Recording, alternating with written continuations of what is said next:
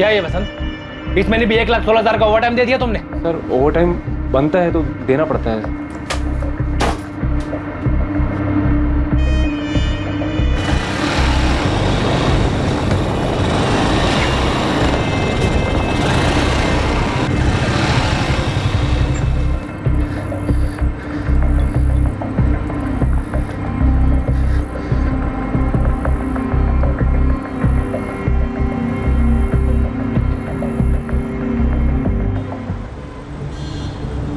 Bike का number क्या है? MH-342A। वैशाली, तुम्हारे पति राकेश सिन्हा करते क्या? इंजीनियरिंग वर्कशॉप है, उनकी अपनी फैक्ट्री यूनिट है। क्या बात कर रहे हैं आप? जितना पुराना रिश्ता है ना हमारा, उतना ही पुराना रेट है। हाँ केडिया साहब, आप चिंता मत कीजिए, आप चिंता मत कीजिए। आज शाम तक आपका ऑर्डर आपके गोडाउन में पहुंच जाएगा। Thank you. काला नंबर 12/330, चित्रे इंडस्ट्रियल एस्टेट, वसई। जी। बिजनेस में किसी के साथ कोई दुश्मनी या फिर कोई धमकी वगैरह? नहीं मैम, मुझे तो कभी कुछ बताया नहीं। कोई लोन या फिर कोई बड़ा घाटा? बिल्कुल नहीं मैम, उल्टा काफी अच्छा चल रहा है उनका। अभी हमारी 5वीं एनिवर्सरी के लिए आपने ज्वेलरी बनाई, साड़ियाँ भी खरीदी थी। तुम ये बताओ, ये सोने का हार तुम्हें पसंद तो आया ना? क्या राकेश रोज इतने सुबह ही अपने वर्कशॉप चले जाते हैं? नहीं, ज्यादातर सुबह 9 बजे निकलते हैं और शाम को 5 बजे तक लौट आते हैं। लेकिन कल रात एक फोन आया था। नहीं, तुम कल सुबह 7 बजे ऑफिस में मिला मुझे। कोई अगर मगर नहीं सुनूंगा। आ जाना चुपचाप। किससे बात हो रही थी? ये मुझे नहीं पता, लेकिन राकेश बहुत टेंशन में लग रहे थे। क्या हुआ, सब ठीक तो है ना? सुबह 7 बजे ऑफिस के लिए निकलूंगा मैं, नाश्ता करके जाऊंगा। क्या हुआ राकेश? राकेश!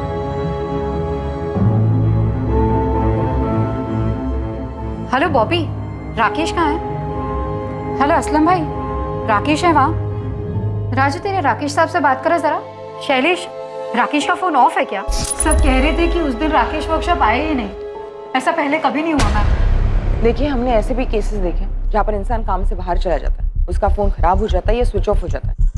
अभी तो सिर्फ 9 बजे, शायद देर रात तक लौटा है।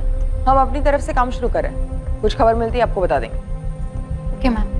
सर, राकेश की CDR मंगवाई है और उसके बाइक के लिए लुकआउट जारी किया है। अपहरण? उसकी वाइफ कह रही थी सब अच्छा चल रहा है, ज्वेलरी पे ज्वेलरी खरीदी जा रही थी। और छोटे व्यापारियों का किडनैपिंग का सीजन भी चल रहा है इस वक्त। लेकिन सर, जनरली ऐसे केसेस में किडनैपिंग के तुरंत बाद फिरौती का कॉल आता है। शायद अब आ जाए। स्वाति, राकेश का लैंडलाइन नंबर टैप करो और उसके घर पे सर्वेलेंस लगा दो। सर। नंबर 2, हत्या। कोई पुरानी दुश्मनी या कोई पुराना प्यार? फरार?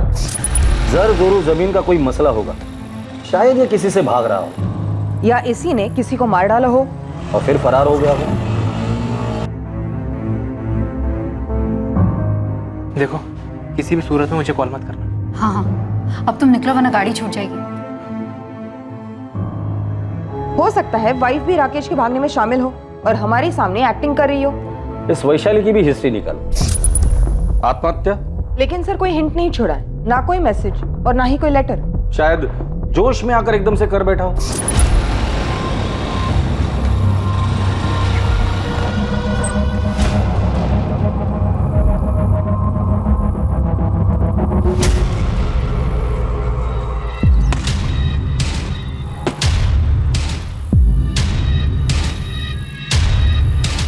सर, मैं खबरियों से कहकर सारी पर्सनल डिटेल्स निकलवाती हूँ। ऑफिस में जाकर जितने भी लोग हैं सबसे बात करो और हर एक का स्टेटमेंट रिकॉर्ड करो। सर, जवान आदमी, बिजनेस अच्छा चल रहा है, खूबसूरत पत्नी, आत्महत्या का एंगल मुझे सबसे वीकेस्ट लगता है।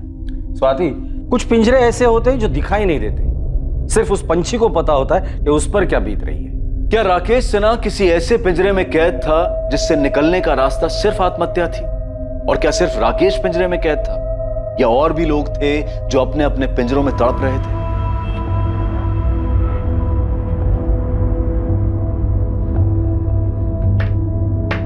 दादू, EMI मैं भर दूंगा जॉब करके, आप सिर्फ डाउन पेमेंट कर दीजिए। अरे मेरी स्कूटर फ्री में दे रहा हूँ ना, लेके जा जा। अरे दादू, 30 साल पुरानी स्कूटर है, वो भी आपने सेकंड हैंड खरीदी थी। इससे तो मैं कॉलेज में क्या, इस टूटे फूटे घर के कमरे से दूसरे कमरे में ना लेके जाऊँ। सब बैठे बैठे मिल रहा है ना, इसलिए कदर नहीं तुझे ओमकार। तुझे मालूम है ना ये घर तुझे मिलने वाला है, फिर भी उसे टूटा फूटा कह रहा है। इसे तो मैं घर ही ना बोलूं, पिंजरा है पिंजरा।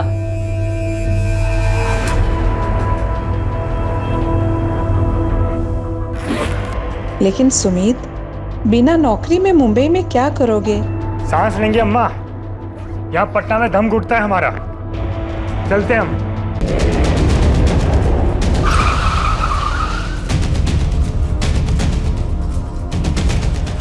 मैडम मैं राकेश सिन्हा का मैनेजर हूँ। मैम मेरा नाम बॉबी पिंटू है।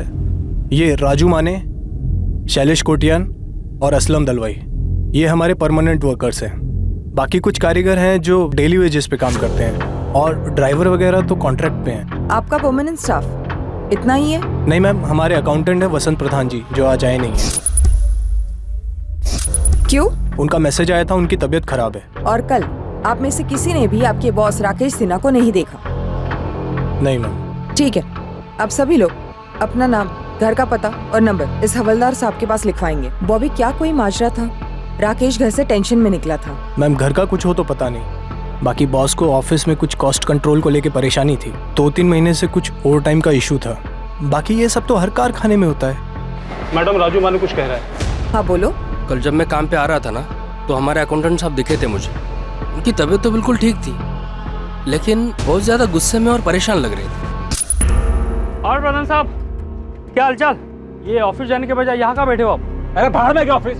क्या हुआ? नौकरी छोड़ दी मैंने, अभी जो होगा वो देखा जाएगा। देखो भाई प्रधान साहब, ये एकदम अचानक से क्या हुआ? क्या बात है, क्या हुआ?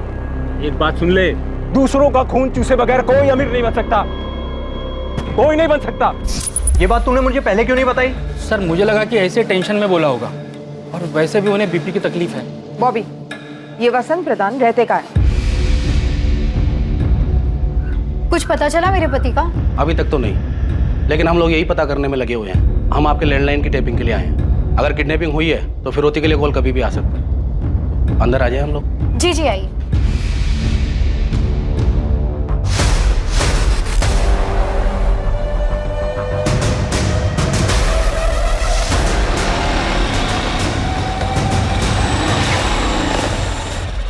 वसंत प्रधान, तुमने राजू से राकेश सिन्हा के यहाँ की नौकरी छोड़ने की बात की थी? हाँ बोला था, राजू से बोला था, और ये सच भी है। मैंने नौकरी छोड़ भी दी। कब और क्यों? परसों रात को मेरी तबीयत सच में डाउन थी, बीपी हाई था, तो रात को राकेश सर का फोन आया था। राकेश सर, मैं कल छुट्टी लेना चाहता हूँ, मेरी तबीयत ठीक नहीं है। नहीं, तुम कल सुबह 7 बजे ऑफिस में मिलो मुझे। आ जाना चुपचाप। सर मैं दूसरे दिन यानी कल सुबह 6:55 को ही मैं जब ऑफिस पहुंचा, राकेश सर पहले ही आ चुके थे, और मुझे पहले से ही मालूम था कि उन्हें किस बात का गुस्सा था। कितना कट मिलता है तुझे? क्या कह रहे हैं सर आप? डरो मत। तुमने मुझसे इंक्रीमेंट मांगा था, मैंने कहा था दिवाली तक रुक जाओ बस, लेकिन नहीं। ऐसे पैसे कमाओगे तुम? कोई वर्कर आधा घंटा एक्स्ट्रा काम करता है तो उसकी आधी शिफ्ट का ओवर टाइम लगा दोगे? कितना कट मिलता है तुम्हें? ओवर टाइम का आधा? अरे सर, अगर मैं चोरी चपाटी घपलेबाजी करता ना, तो आज आपके जैसा ऐसा फैक्ट्री का मालिक बन गया होता। मतलब क्या तेरा? मैं फ्रॉड करता हूँ? अरे खून चूसते हो तुम गरीबों का। अकाउंट संभालता है ना तुम, खुद ही अपना हिसाब क्लियर कर, कल से आने की जरूरत नहीं। आउट। हाँ ठीक है, जा रहा हूँ। वैसे भी मैं नहीं आने वाला था राकेश सिन्हा। आउट। अरे जा रहा हूँ। क्या किया राकेश के साथ? मैं राकेश के साथ क्या करूंगा? और उसके साथ कुछ हुआ नहीं है। साले ने मार्केट से बिजनेस के नाम पे पैसा उठाया होगा, खर्च दिया होगा कहीं, या कहीं लगा दिया होगा, और अब फरार हो गया।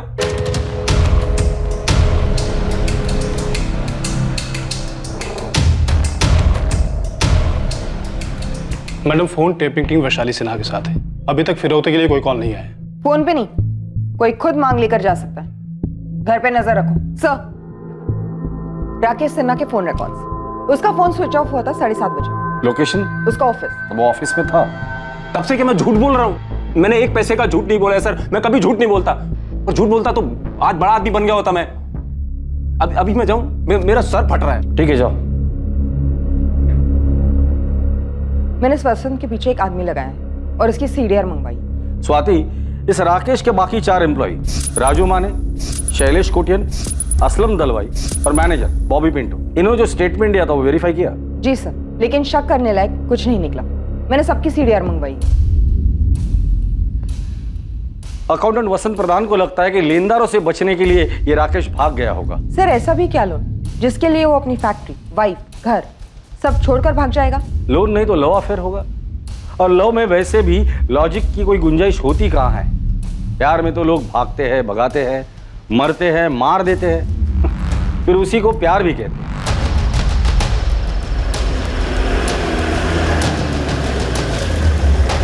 सर, वो अपना रूम।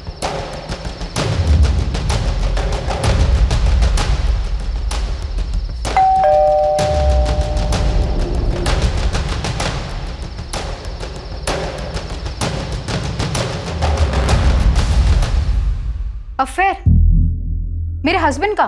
तुम्हें कभी शक हुआ था? वो वैसे है ही नहीं, बस अपना काम और घर। इनफैक्ट हमारे रिश्ते में भी सब कुछ ठीक था। शादी को कितने साल हो गए? जी ये 6ठा साल है। आप मुंबई से ही हो? नहीं, हम असल में पटना से हैं। मुंबई कब आए थे? बस 1 ही साल हुआ है। पटना में क्या बिजनेस था? यही सेम बिजनेस था। तो फिर पटना क्यों छोड़ा? मैडम, राकेश हमेशा से मुंबई आना चाहते थे, उनके बड़े अरमान थे। वहाँ शादी से पहले राकेश की कोई गर्लफ्रेंड थी? मैंने कभी पूछा नहीं, उन्होंने कभी बताया नहीं, पर मैं ये दावे के साथ कह सकती हूँ कि ना उनका कोई अफेयर था और ना है। हो सकता है राकेश ने किसी को छोड़ा हो और उसने ये बदला लिया।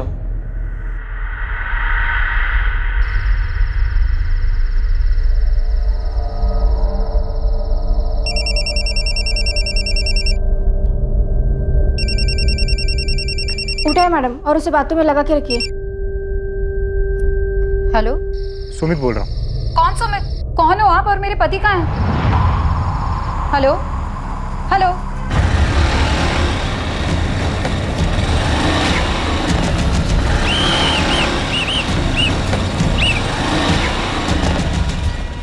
हेलमेट निकालो, लाइसेंस दिखा। बाइक किसकी है? मेरे दादू की। अच्छा, दादा के नाम पे मुझे मामा बना रहा है। चल नीचे उतर, चल चाबी निकाल।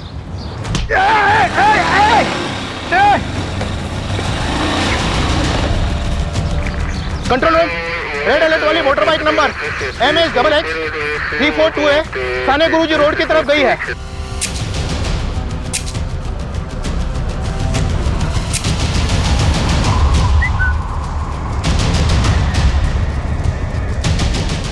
साहब, हमारा ओमकार चोर नहीं है, वो सब कुछ सच सच बता देगा। ओमकार बोल। नहीं दादू, मैं एक तरफ से चोर ही हूँ। अरे क्या बोल रहा है तू? सर, वो बाइक काफ़ी देर से वही के वही खड़ी थी, खाड़ी के पास, और उसमें चाबी भी लगी थी।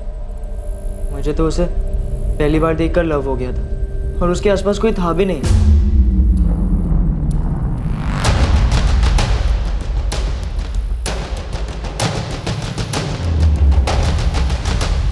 मैडम, मैडम मेरे पोते को माफ कर दीजिए, मेरा और कोई सहारा नहीं है। एक्चुअली मैम, मैं 2-3 दिन चलाकर यही छोड़ने वाला था, वापस रख तो नहीं सकता था। Ma'am please, sorry.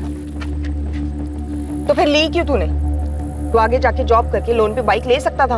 उसमें टाइम लगता है ना मैम, और मुझे खाई थी। सर को बोल के छोड़ दो ना ma'am, please. Sir, Swati, accountant Vasant का कहना है कि उसके सेठ राकेश ने मार्केट से पैसे उठाए होंगे। मुझे लगता है टेंशन में आके बाइक वहां खड़ी कर यहाँ से कूद गया हो। सर ड्राइवर्स को काम पे लगा देते हैं। और पटना पुलिस फोन करके पता करो कि इस आदमी की माली हालत क्या थी। हो सकता है 1 साल पहले कर्जदार से बचने के लिए वो मुंबई शिफ्ट हुआ हो।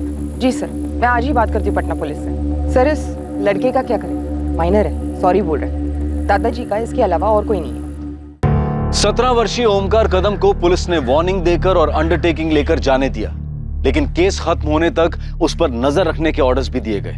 दूसरी तरफ पटना से राकेश के अतीत से जुड़े कई सुराग मिलने वाले थे, जो कि इस केस की नींव थे। और तीसरी ओर पुलिस के डाइवर्स के हाथ कुछ ऐसा लगने वाला था जो इस केस को एक नई दिशा देने वाला था। लेकिन अहम सवाल अब भी यही था कि क्या राकेश सिन्हा ने वाकई में आत्महत्या की थी?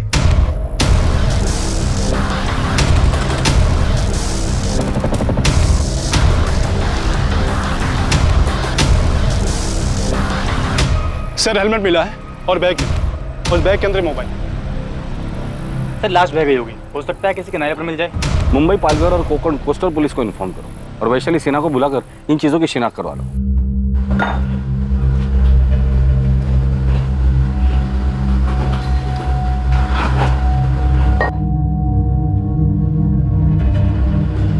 अरे असलम भाई,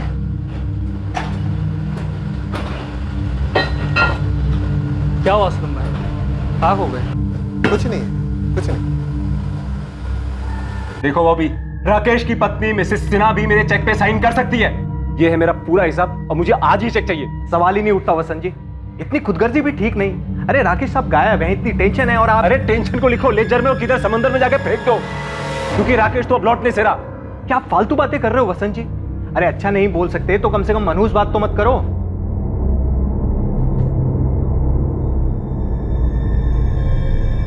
क्या हुआ, कुछ कहना चाहता है? ओमकार, मैं तेरे बाप का भी बाप हूं, मुझे मालूम है तू कुछ कहना चाहता है, कुछ छुपा रहा है मुझसे। पुलिस ने बड़ी मुश्किल से माफी दी, बोल क्या बात है? मैं जरा बाहर घूमने जा रहा हूँ, स्कूटर ले जाऊं? हाँ ले जा। देखो ओमकार, तूने गलती की, उसकी माफी भी मिल गई, लेकिन जिंदगी भर ऐसा कोई काम नहीं करना जिसकी वजह से तेरे मरे हुए माँ बाप को ठेस पहुंचे और मेरी सारी मेहनत जाया हो जाए।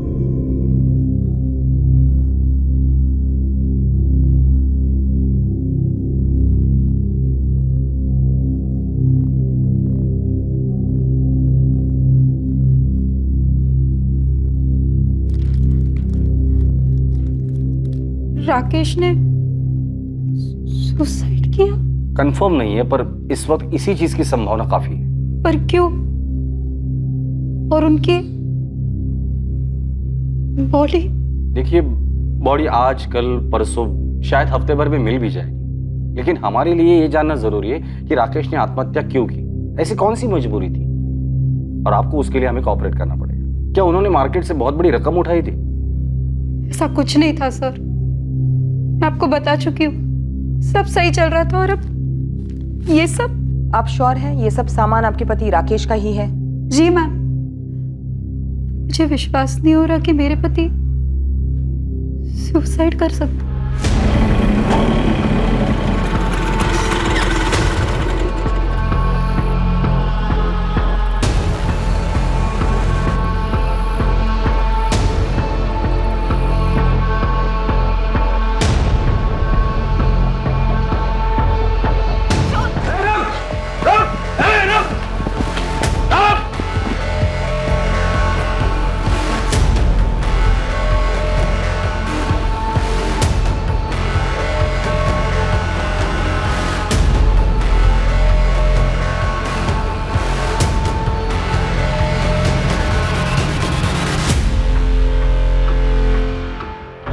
मैनेजर बॉबी, वर्कर्स राजू, शैलेश और असलम और अकाउंटेंट वसंत, सबके सीडीआर आ गए, स्कैन किए गए, लेकिन शक करने लायक कुछ नहीं निकला। पटना पुलिस का क्या कहना है? सर, उन्होंने राकेश के पटना वाले बैंक से बात की। बैंक स्टेटमेंट से पता चला है कि मुंबई आने से पहले राकेश का बैंक बैलेंस और इन्वेस्टमेंट काफी अच्छे थे, प्रॉपर्टी है, भारी इंश्योरेंस पॉलिसी है, और तो और जितने क्लाइंट्स उसके पटना में थे, जितनी कमाई थी, उसके आधे भी मुंबई में नहीं थे। कोई पर्सनल इशू तो होगा ही होगा। वहां के खबरियों का क्या रिपोर्ट है? अपने माँ बाप का इकलौता बेटा था राकेश, माँ बाप काफी पहले गुजर गए थे और रिलेटिव्स ऐसे कोई था नहीं। पटना में जहां वो रहता था वहां उसका कोई दोस्त पड़ोसी होगा ही होगा। सर, जैसे यहाँ के पड़ोसियों ने बताया, खुश थे दोनों एक साथ वगैरह, वहां के पड़ोसियों ने भी यही कहा, सिवाय एक बूढ़ी औरत की। ये बताओ, तुम जानना क्यों चाहती हो? ऐसे ही मौसी, मुझे सब पता है, अखबार में भी पढ़ती हूँ। वो राकेश सिन्हा गायब हो गया ना? जब वो दोनों आपके किराएदार थे, राकेश और उसकी पत्नी वैशाली। हाँ, राकेश और वैशाली, उन दोनों के बीच कुछ माजरा था क्या? मतलब अचानक से बसा बसाया घर और बिजनेस छोड़ के मुंबई क्यों चले गए? मुंह छुपाने। मुझे एक अरसे से शक था कि दाल में कुछ काला है। लोग कहते हैं कि बुढ़ापे में आंखें और कान कमजोर हो जाते हैं, लेकिन मेरे साथ तो उल्टा ही हो गया था।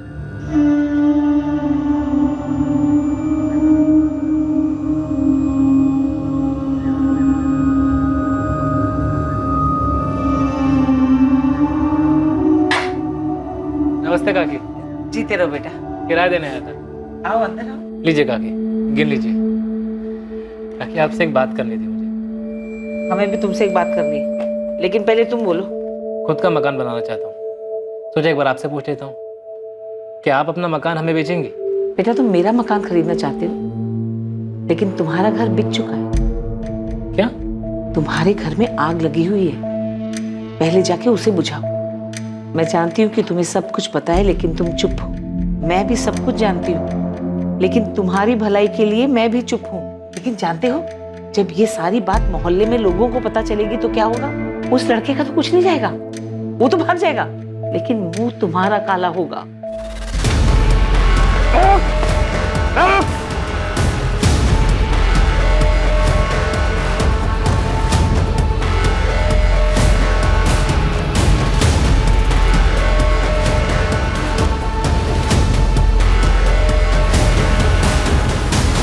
सर मैंने नहीं मारा राकेश भाई को। कैसे मारा और लाश कहाँ ठिकाने लगा दी? अरे सर मैं कह रहा हूँ मैंने नहीं मारा राकेश भाई को। ये तुम्हारे अकेले का काम तो हो नहीं सकता सुमित। किसने साथ दिया था तुम्हारा? फैक्ट्री से कोई था या पेशेवर हत्यारा था? सर मेरा यकीन कीजिए, मैं आपको कह रहा हूँ मैंने नहीं मारा राकेश भाई। कैसे मारा और क्यों मारा वो बताओ।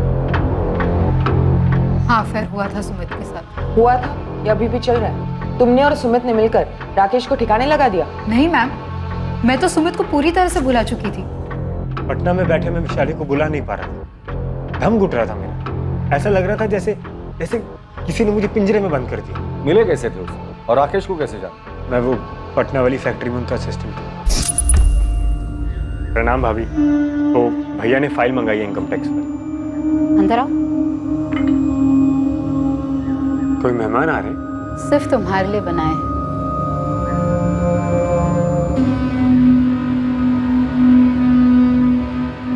हमारे बीच में पहले दिन से एक आकर्षण था। मेरे साथ भाग चलोगे? कहाँ? जॉगिंग? आजाद करो मुझे इस पिंजरे से। कौन सा पिंजरा? अरे सब कुछ तो है तुम्हारे पास। सब कुछ होकर भी मेरे पास कुछ नहीं था, पर मुझे पता था कि सुमित ये बात कभी नहीं समझेगा। वो अफेयर बस जरूरत से निकली, मेरी ये गलती थी। ऐसे क्या जरूरत आ पड़ी कि तुमने अफेयर किया? क्या था ये पिंजरा?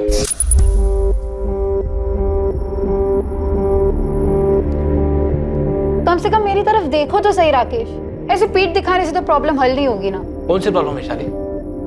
कौन सी प्रॉब्लम? यही कि मैं तुमसे दिल से प्यार करता हूँ, दिन रात हमारे भविष्य के लिए मेहनत करता रहता हूँ। विशाली ठीक है ना, बच्चा नहीं हो रहा है तो 1-2 साल में हो जाएगा। बात सिर्फ बच्चा होने ना होने की नहीं है, वो अलग मसला है। मसला है इस बेडरूम का, जो तुम्हारी और मेरी दोनों की खुशी के लिए बना है। 4 साल से कह रही हो राकेश, डॉक्टर के पास चलते बात करते हैं किसी से। विशाली तुम्हें क्या बात करनी है किसी डॉक्टर से? क्या कहना है किसी को? यही कि हम दोनों के बीच में संबंध बेहतर कैसे कर सकते हैं, कैसे खुश रह सकते हैं, एक दूसरे को सैटिस्फाई कैसे कर सकते हैं। विशाली मैं सेटिस्फाई हूँ, तुम्हें क्या चाहिए मुझे समझ में नहीं आ रहा है। तुम हमारी प्राइवेट जिंदगी की दुनिया में नुमाइश क्यों करना चाहती हो? कौन सी प्राइवेट जिंदगी? हाँ, कौन सी प्राइवेट जिंदगी? एक झूठ ही जी रहे थे हम, एक झूठ जो राकेश ने खुद को बोल रखा था कि सब कुछ सही है, कोई प्रॉब्लम नहीं है। देखो जो हुआ सो हुआ, मैं इसे तुम्हारी गलती समझकर माफ करने के लिए तैयार हूँ। मुझे माफी नहीं राकेश, डिवोर्स चाहिए। मैंने मुंबई में सारी सेटिंग कर ली है, अगले हफ्ते मुंबई निकल रहे हैं। मुझे मुंबई नहीं जाना। वहाँ कौन है हमारा? तभी तो मुंबई जा रहे हैं, क्योंकि वहाँ हमारा कोई नहीं है। वहाँ हमारे बारे में किसी को कुछ पता नहीं होगा। लेकिन हमें तो पता होगा हमारे बारे में। उसे खुद से कब तक छुपाते रहेंगे राकेश? क्रेडिट कार्ड है तुम्हारे पास, जितनी भी शॉपिंग करनी है दिल खोल के कर लो। जिससे भी मिलना है एक आखिरी बार मिलो। और मैं वो आखिरी बार भी सुमित से नहीं मिली।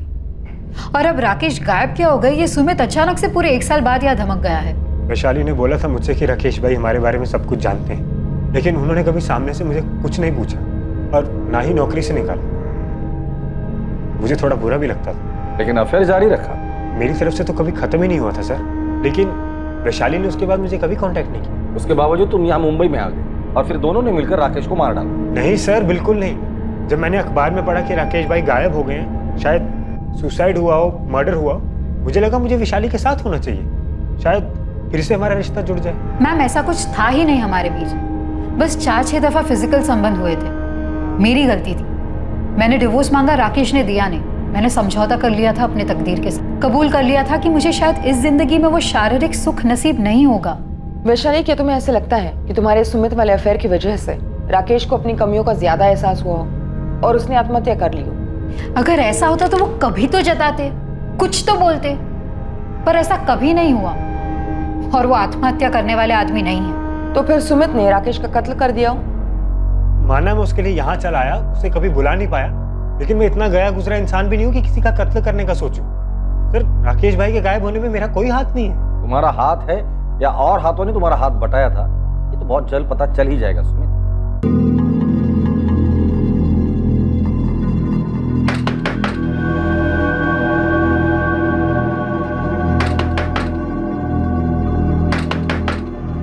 ए ओमकार,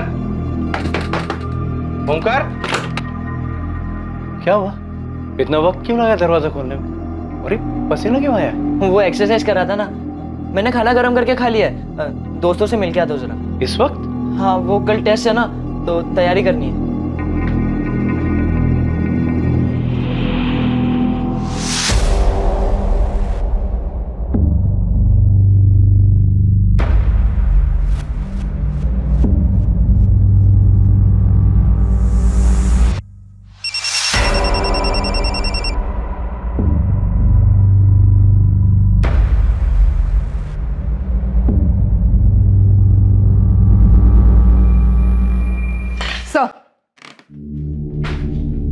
मैंने पटना पुलिस से कंफर्म किया, सुमित 4 अक्टूबर को पटना में ही था। एक्चुअली स्वाति, मुझे तुम्हारे लॉजिक में दम लगता है। भले इस राकेश ने सुमित और वैशाली के अफेयर को माफ करने की बात की हो, लेकिन ये राकेश अंदर ही अंदर घुट रहा होगा, अपने सेक्सुअल प्रॉब्लम को लेकर डिप्रेस हुआ हो और कूद गया हो। सर, दरअसल मैं अपनी थियरी को डाउट कर रही हूँ। मैं सोच रही थी कि शायद ये वैशाली झूठ बोल रही हो, वैशाली और सुमित ने मिलकर ही राकेश को मार डाला हो, इसलिए मैंने दोनों की सीडीआर मंगवाई है। शायद ये सुमित ने पटना से कत्ल करवाया होगा। सर लड़का आया है, बाइक चोर ओमकार कदम। किसका नमकीन है ये? मेरा है सर। इस पर खून किसका है और ये हमें क्यों दिखा रहे हो? वो मैंने आप लोग को बाइक के बारे में पूरी बात नहीं बताई थी, एक बात छुपाई थी।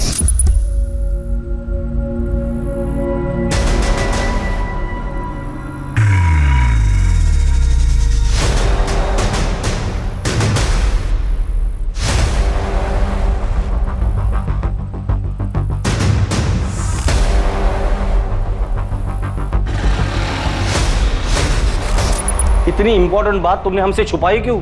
वो मुझे लगा कि आप लोग मुझ पर शक करेंगे। तो अब तुम्हें अचानक ऐसे क्यों लगा कि हम तुम पर शक नहीं करेंगे? आप लोग ने मुझ पर भरोसा किया, मुझे जाने दिया, और दादू भी बोले कि मुझे आप लोग ने एक चांस दिया है, इसलिए मुझे लगा इससे आपकी हेल्प हो जाएगी। शायद उस आदमी ने सुसाइड नहीं किया हो, उसका मर्डर हुआ। हेलो, हाँ कामड़ी, तुरंत सर्च पार्टी भेजो। ओमकार, तुम जरा बाहर बैठो। जी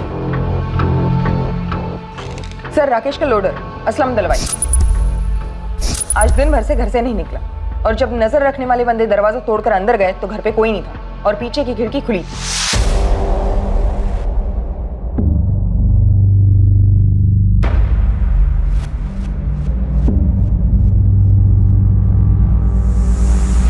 स्वाति, इसे फॉरेंसिक लैब भेज दो और उस असलम को अपनी कस्टडी में ले लो।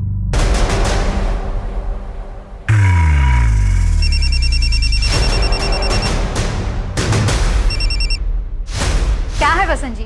अरे मुझे मेरे पैसे कब मिल रहे हैं? ये लगभग साबित हो चुका था कि राकेश सिन्हा का कत्ल किया गया था, लेकिन ये कत्ल किया क्यों गया, इसके पीछे का मकसद क्या था, इसके पीछे आखिर था कौन? इन सवालों के जवाब मिलने अभी बाकी थे। इस कत्ल की हकीकत सामने आने के लिए असलम दलवाई का हाथ लगना जरूरी था। असलम भाई? नहीं मैडम, एकदम गाय आदमी है, वो क्यों सर का मर्डर करेगा? और असलम भाई का कभी किसी के साथ पंगा नहीं हुआ है मैडम, जरूर आपको कोई गलतफहमी हुई। तो फिर ये असलम फरार क्यों हुआ? फोन भी स्विच ऑफ है, उसे पता चल गया था कि हम उस तक बहुत जल्द पहुंचने वाले, इसलिए मौका देखते ही भाग गया। कोई ऐसी जगह पता है जहां वो छुप सकता है? हाँ, उसके गांव का एड्रेस है हमारे पास। हमने पता किया, वो वहां नहीं है।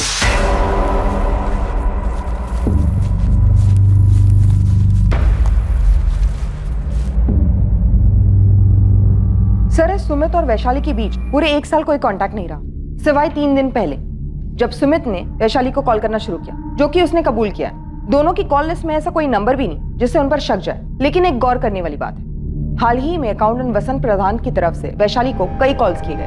मेरी मेहनत की कमाई है सर, और मुझे इस वक्त उसकी सख्त जरूरत है। मैंने बॉबी को बोला था कि वैशाली ऑथराइज है मेरे चेक को साइन करने के लिए, लेकिन बॉबी ने बोला पहले राकेश को मिल जाने दो। अरे मेरे को मेरे पैसे की अभी जरूरत है, इसलिए मैं लगातार वैशाली को फोन कर रहा था। बोलिए क्या गुनाह किया मैंने? अकाउंटेंट वसंत प्रधान के खिलाफ कोई ठोस सबूत नहीं था, लेकिन यह भी सच था कि 4 अक्टूबर की सुबह सिर्फ एक वही था जिसने राकेश को ऑफिस में देखा था, जिसके बाद राकेश गायब हुआ। पर क्या सच में वसंत ही था जिसने आखिर में राकेश को फैक्ट्री में देखा था? आखिरकार पुलिस को एक ब्रेक थ्रू मिला। अब असलम भी पकड़ा गया था। उससे पुलिस को आगे की एक स्ट्रॉन्ग लीड मिली। केस क्लोज होने वाला था। मुजरिम तक पहुंच पक्की होती गई। इस जुर्म का अतीत से रिश्ता जरूर था, एक आदत से, एक फितरत से, जो बदलने का नाम नहीं ले रही थी। असलम, अब तू खुद बोलेगा या खातिरदारी करी थी? मैंने कुछ नहीं किया मैंने। तो छुप क्यों रहा था तू? मैं डर गया था।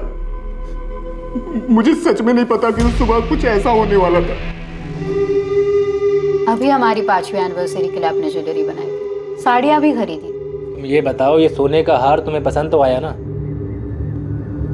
सच कहूँ तो नहीं राकेश, मुझे ये सोने का हार नहीं पहनना। मुझे बस इस सोने के पिंजरे से आज़ाद होना है।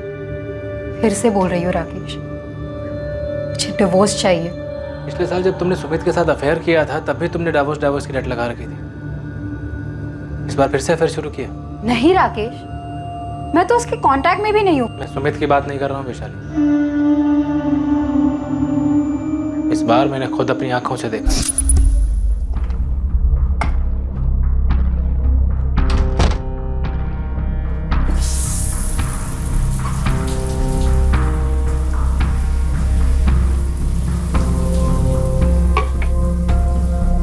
वैशाली, मैं बॉम्बे साइड जा रहा हूँ। 2 पार्टीज की मीटिंग है, देर रात लौटूंगा। ठीक है।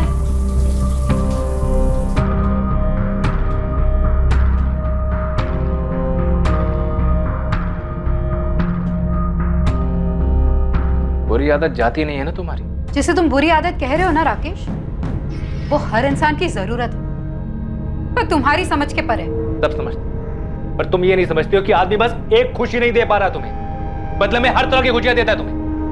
तुम्हारे नाम की एफडी, जमीन, कंपनी में पार्टनरशिप, हर तरफ तुम्हारा नाम लिखवाता हूं मैं। साड़ियां लेके देता हूं, जेवर लेके देता हूं, सब तो लेके देता हूं तुम्हें, लेकिन नहीं, तुम्हें तो बस जानवर की तरह बिस्तर। एक बात बताओ, अगर तुम्हें भूख लगी हो और मैं तुम्हारे लिए गाना गाऊं तो, या घर सजाओ तो, या खुद सज सज कर तुम्हारे पैर दबाओ तो, इससे तुम्हारी पेट की भूख मिटेगी? विशाली, दुनिया में से कई जोड़े हैं जो बिना एक दूसरे के साथ शारीरिक संबंध बनाए खुश रहते हैं। उन लाखों जोड़ों ने आके तुम्हें खुद बताया, तुम गए थे उनके बेडरूम्स में देखने? विशाली, मैं दूसरी बार भी तुम्हें माफ करने की। प्लीज प्लीज, माफी शब्द का इस्तेमाल भी मत करना तुम। और एक बात और सुन लो, ये जो बार बार तुम जेवर साड़ी की बातें करते हो ना, इससे मुझे घिन आती है। इसलिए नहीं कि तुम इन सबसे मेरी बेडरूम की नाखुशी को खरीदना चाहते हो, बल्कि इसलिए क्योंकि ये अपने आप में भद्दे है, मेरी पसंद के नहीं है, जरा भी नहीं। तुम सब कुछ सिर्फ और सिर्फ अपनी पसंद से लाते हो। कभी मेरी पसंद नापसंद जाने की कोशिश की तुमने? बस अपने लोगों में अपना नाम रोशन करवाना चाहते हो। समाज में भले ही लोग तुम्हें किसी हीरो का खिताब देते होंगे, लेकिन मेरे लिए तुम सिर्फ एक जीरो हो। मैं तुम्हारे नाम के आगे से सारे जीरो काट देता हूं। एक तमड़ी भी नहीं दूंगा तुम्हें। इंश्योरेंस से लेकर प्रॉपर्टी से लेकर हर जगह से तुम्हारा नाम मिटा देता हूं। फिर तलाक दूंगा तुम्हें, उसके बाद ये वीडियो ऑनलाइन डाल दूंगा ताकि हर कोई इसका मजा ले पाए। तुम्हारे माँ बाबा, भाई बहन सब, और तुम्हारे प्रेमी की पत्नी, सबकी फैमिली, सबके सब। कुछ दिनों तक राकेश और वैशाली के बीच भारी तनाव रहा। नहीं, तुम कल सुबह 7 बजे ऑफिस में मिला मुझे। कोई अगर मगर नहीं सुनूंगा। क्या हुआ, सब ठीक तो है ना? सुबह 7 बजे ऑफिस के लिए निकलूंगा मैं। और आखिरकार वो दिन आ ही गया जब इस साजिश को अंजाम दिया जाने वाला था।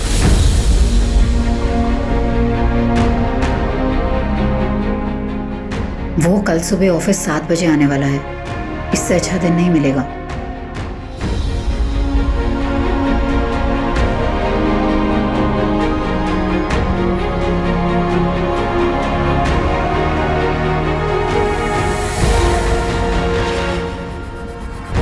निकल दो।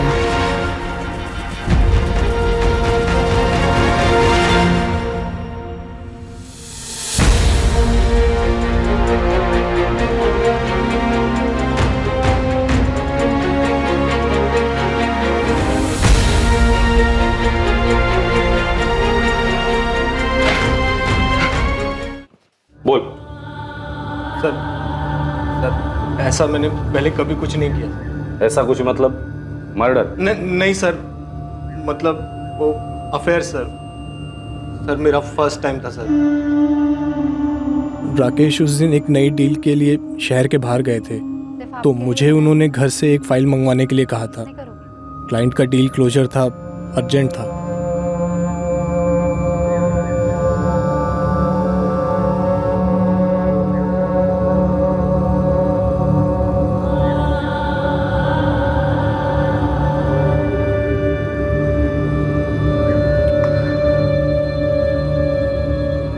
उसे पता चल गया बॉबी। क्या?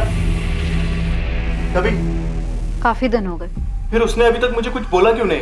वो उसका स्टाइल नहीं है। जो बोलना है मुझे बोल गया है। क्या बोला?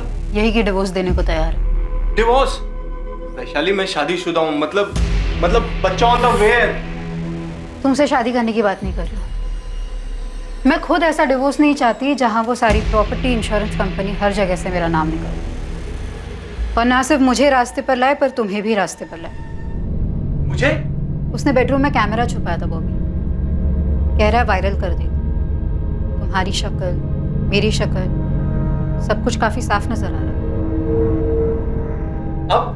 अब कुछ नहीं, बस राकेश को मार डालना होगा। क्यों जोक कर रही हो वैशाली? सीरियसली बोलो ना, क्या करना है? मैं मेरी जिंदगी के बारे में कभी जोक नहीं करती बॉबी। हम उसे मार डालेंगे। कंपनी की 50% पार्टनरशिप तुम्हें दूंगी, और हमारी बेडरूम की पार्टनरशिप जारी रहेगी जब तक दोनों में से कोई बोर ना हो जाए। ये घर, पटना वाला घर, इंश्योरेंस का पैसा और बैंक में जो कुछ भी है सब कुछ तुम्हें मिलेगा ना? अब आए ना लाइन पर। सारे पैसों का 20% तुम्हें दूंगी।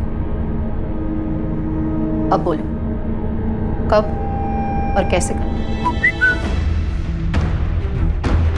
आज दुनिया से भी जाएगा, सब कुछ तैयार है। हम लोग फ़ोन या एसएमएस पर कभी बात नहीं करते थे, सिर्फ सोशल नेटवर्क पर या मैसेंजर पर, इसलिए आप लोगों की नज़र में कभी नहीं आए।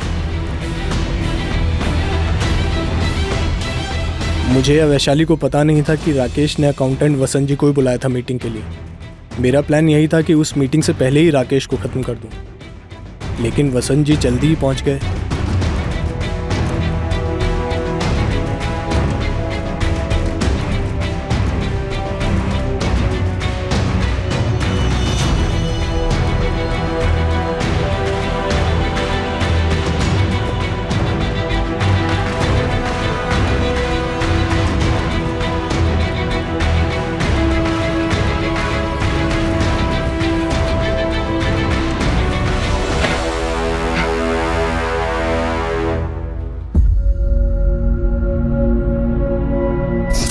मुझे राकेश सर ने खुद एक रात पहले फोन किया था। किस बारे में? जी सर। असलम, कल 7:30 बजे आ जाना ऑफिस। जी सर। सर वो किस लिए सर? हमारा काम बढ़ाने का सोच रहा हूँ। पूरा गाला मैनेज कर सकोगे बतौर मैनेजर? जी सर, आराम से सर। किस लिए गया था मैं वहां? कितने अरमान लेकर, और क्या देखता और क्या किया मैंने? इतना बड़ा गुनाह। सुन, राकेश सर की बॉडी को ठिकाने लगाना है और ये खून भी साफ करना है। देख, ये कांड शांत होने तक किसी को कुछ नहीं पता, ठीक है? जैसे ये कांड शांत हो जाएगा ना, मैं तेरे को मैनेजर बनाऊंगा, पक्का। चला। मैंने डर के मारे आप लोगों को भी झूठ बोला कि राकेश सर आए ही नहीं, जबकि आए थे। तो बॉबी ने उन्हें मार भी दिया। बॉबी, लाश अब भी वही है सेप्टिक टैंक में? बैग, मोबाइल और हेलमेट नदी में किसने फेंका?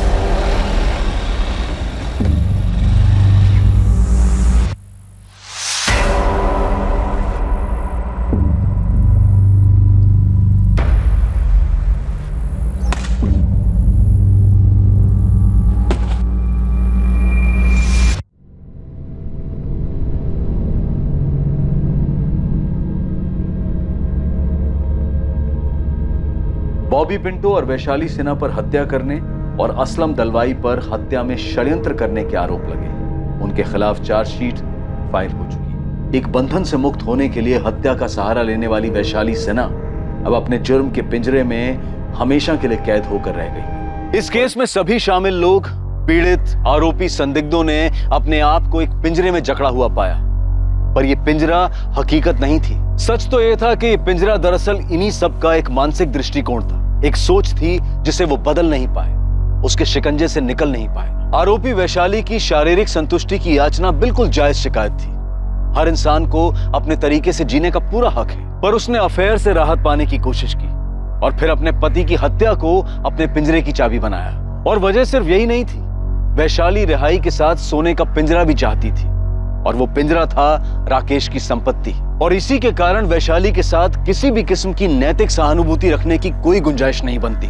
दूसरी तरफ राकेश ने खुद अपने आप को एक झूठ के पिंजरे में कैद किया हुआ था। सच जानते हुए भी वो इस भ्रम में जीना चाहता था कि दुनिया की हर खुशी पैसे से खरीदी जा सकती है। उसने अपनी पत्नी की जरूरतों को नजरअंदाज करके और फिर उसे ब्लैकमेल करके एक ऐसा रास्ता अपनाया जहां हर कदम पर जुर्म का साया दस्तक दे रहा था। सही समय पर सही कदम उठाने से इन सब की जिंदगी इस तरह उलझने से बच सकती थी, कई जानें बच सकती थी, जिंदगियां पिंजरों की कैद से रिहा हो सकती। देखते हैं हमारे आज के एपिसोड की दूसरी कहानी।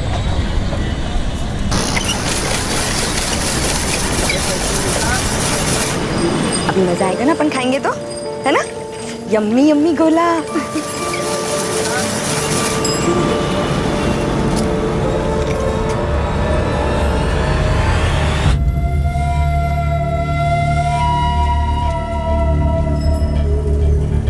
भैया काला खट्टा ज्यादा डालना।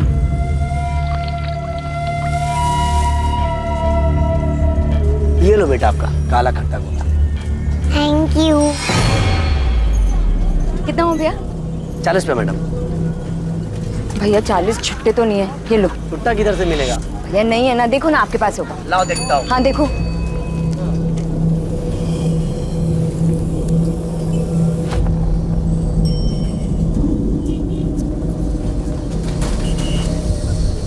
भैया आप तो छुट्टा रखा करो ना।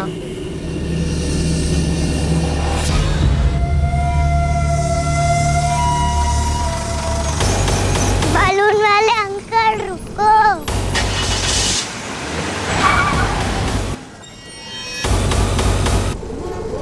ठीक है, थैंक यू भैया। चलो पलक। पलक पलक।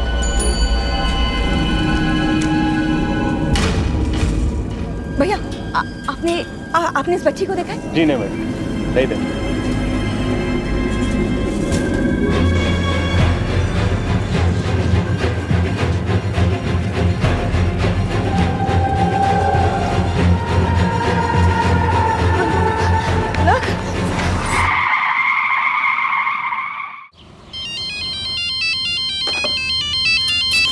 दीदी कहाँ हैं आप लोग? खाना तैयार है। सुनंदा पलक मिल नहीं रही है। क्या? पलक मिल नहीं रही? दीदी पलक कहाँ है? अभी तो मेरे साथ थी पर पता नहीं कहाँ चली गई है वो। सुनंदा क्या हुआ? क्या हुआ पलक को? किधर है पलक?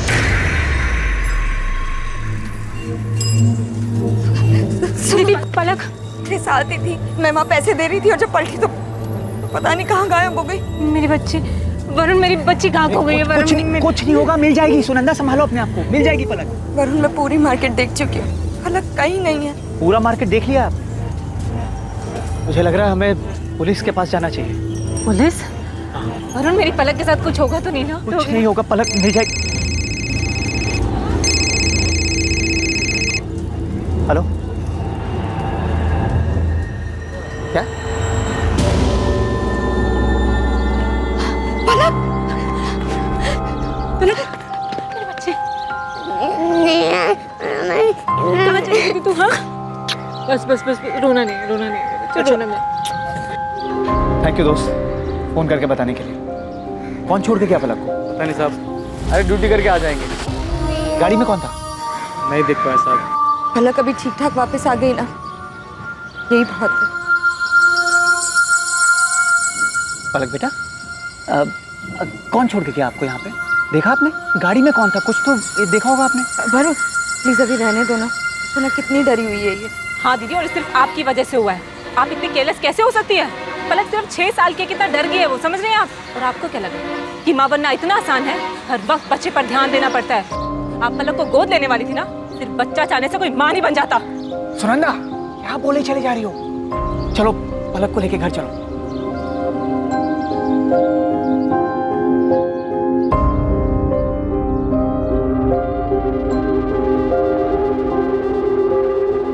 की चिंगारी को जितनी हवा दी जाए वो सीने में शोले की तरह उतना ही भड़कती है। इंसान के दिल दिमाग के हर कोने में एक टीस उठती रहती है। भले उसका दर्द कम हो जाए लेकिन एक मलाल रह जाता है। किसी अपने को खोने का मलाल, अपने दिल की मुराद को पूरी ना कर पाने का मलाल।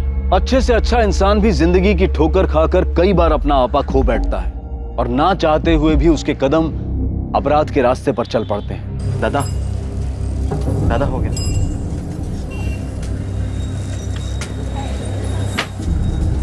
दादा मैं निकलूं, वो क्लास के लिए लेट हो रहा है मुझे। अरुण, ये तूने हिसाब किया है?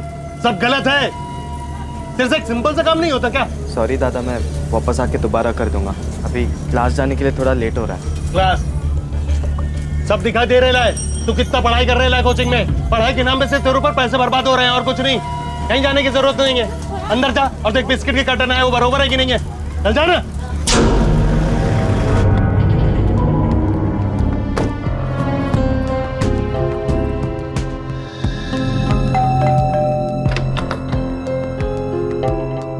तुम अभी रिपोर्ट्स में जितनी भी मिस्टेक्स है I want you to rectify right now, okay?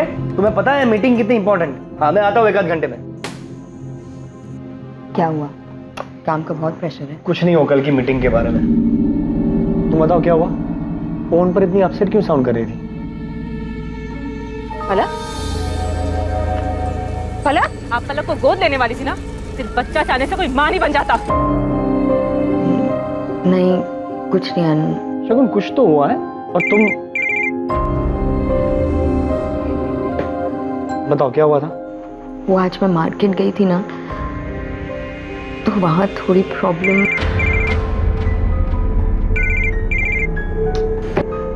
किसका फोन है? कुछ नहीं, ऑफिस से। तुम बताओ क्या कह रही थी? एक काम करो, तुम अभी ऑफिस जाओ, रात को आराम से बात करते हैं। Are you sure? Yes. Okay. सुनो, तुम रात को तैयार है ना? मैंने तुम्हारे फेवरेट रेस्टोरेंट में डिनर के लिए टेबल बुक किया, ओके? आनंद, आज रहने देते हैं ना? अरे बिल्कुल नहीं, आज ही जाएंगे। अरे भाई, आज हमारी वेडिंग एनिवर्सरी। तैयार है ना? रात को 9 बजे शार्प। अरे I love you. Bye, see you.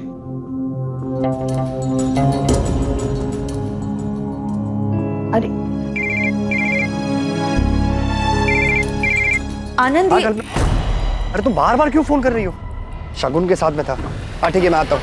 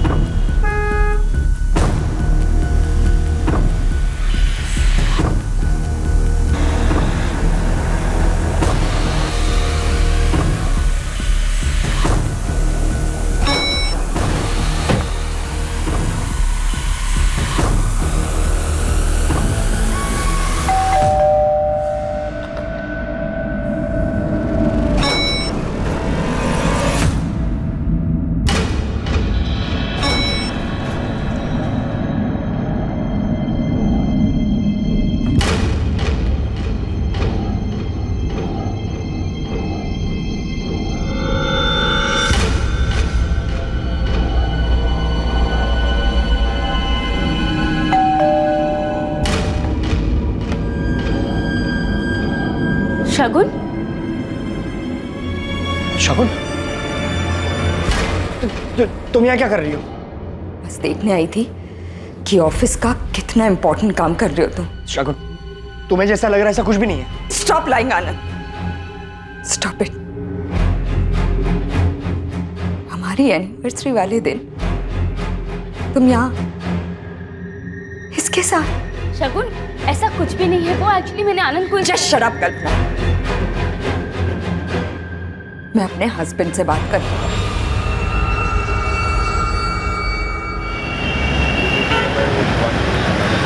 Rohini बेटा, ये लास्ट बाइट खा लो। वाह, सही है तुम लोगों का। मैं उधर दिन रात मेहनत करके पैसे कमाऊं और तुम लोग यहाँ आराम से बैठ के ना मुफ्त की रोटियां तोड़ो। अरे कम से कम मेरा इंतजार तो कर लेते। वो रोहिणी के सोने का टाइम हो गया था इसलिए। दीपक शांत हो जा, बैठ, मैं तेरे लिए खाना निकाल कर लाती हूँ। अरे ये यहाँ साहब के जैसा बैठा रहेगा? हाँ? तेरे से दुकान में कोई काम तो होता नहीं है, कम से कम घर में कुछ काम कर ले। चल जा, तेरे लिए खाना लेके आ जा। ये घर में भी कौन सा काम का है? घुर क्या रहा है? जा ना, खाना लेके आ।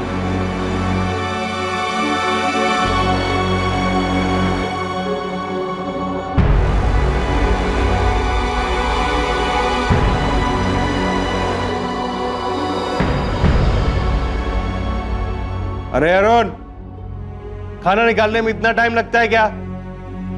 ये लड़का किसी काम का नहीं है।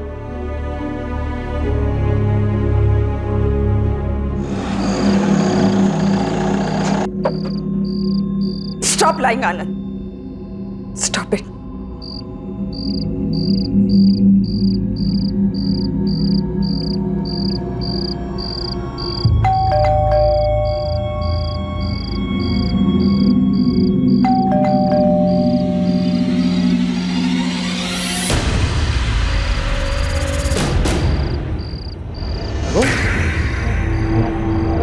शगुन,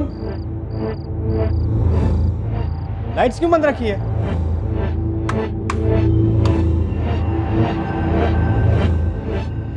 शगुन, शगुन कहाँ हो तुम?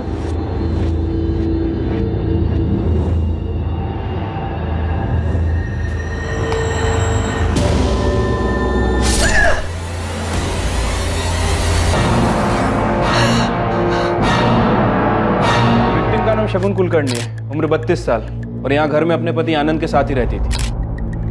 बड़ी बेरहमी से मारा है, पेट, छाती और गले पर वार किया। अंदर एक कपड़ा पड़ा है जिसमें खून लगा है। शायद कातिल ने हथियार उसी से साफ किया। घर के अंदर कोई फोर्स एंट्री या स्ट्रगल के निशान? नहीं सर, ऐसा तो कुछ नहीं मिला है। जब विक्टिम का हस्बैंड घर पे आया तो उसने विक्टिम को मरा हुआ पाया। सुरेश, अंदर चेक। मिस्टर आनंद, ये जब हादसा हुआ आपकी बीवी घर पर अकेली थी? हाँ। आपके बच्चे? हमारे बच्चे नहीं हैं। ये फ्लावर्स? मैं लाया था, आज हमारी 10th वेडिंग एनिवर्सरी थी। हम दोनों डिनर पर जाने वाले थे। घर से कोई कीमती सामान चोरी हुआ है? नहीं सर, सिर्फ शगुन का मोबाइल नहीं मिल रहा है। मैं घर आने से पहले उसे लगातार फ़ोन कर रहा था, वो उठा ही नहीं रही थी। फिर उसका फ़ोन स्विच ऑफ आने लगा। सर, बाहर कोई वॉचमैन नहीं है और पड़ोसियों का यह भी कहना है कि उन्होंने किसी को अंदर आते जाते देखा नहीं। तो फिर शगुन को इतनी बेरहमी से किसने मारा होगा?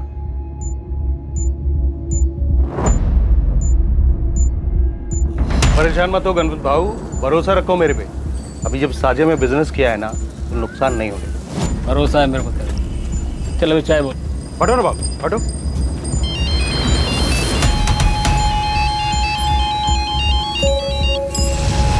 हेलो।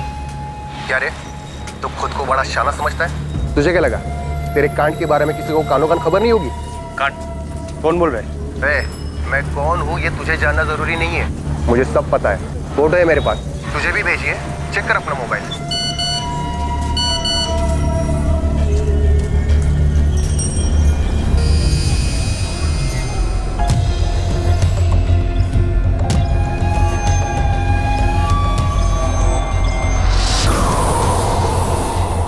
अचानक ये सब क्या हो गया? तेरी चाची को तो अब तक यकीन नहीं आ रहा। पता नहीं शगुन को कोई क्यों। दादा प्लीज संभालिए अपने आप। जीजा जी, ये सब क्या हो गया और कैसे हुआ? सुरंदा, मेरी कुछ समझ में ही नहीं आया।